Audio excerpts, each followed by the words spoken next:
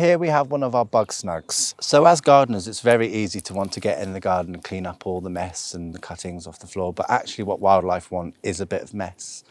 So this is why this structure is really good, because it keeps all the mess in one place, but also this structure is used to house insects over winter. It helps creatures such as frogs and hedgehogs and birds over winter. Birds can use it for nesting material. It's also a really good activity to do with kids. Okay, so we've collected our 3 poles.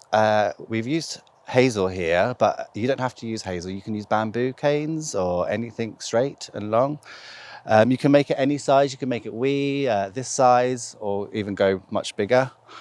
Once you've secured your 3 poles, it should stand up by itself, but you can also knock them into the ground if you want to be a bit more secure. Once it's all together and you've got your pyramid structure, you can go ahead and collect your cuttings and anything you've got around the garden, lawn clippings, cuttings from perennials. Here we've collected our old wildflower cuttings. What I did is cut them and then leave them on the ground for a few weeks to dry out. They're particularly good because they're hollow, as you can see here. So insects and bugs can hide out in there over the winter.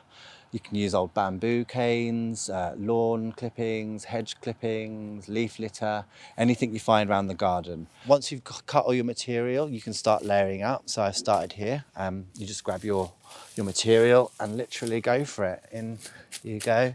I've got some pieces of old lawn which I was cutting out of a bed. You can put those in fresh. They don't have to be dry, they'll dry out. And you just carry on layering it up until you get to the very top.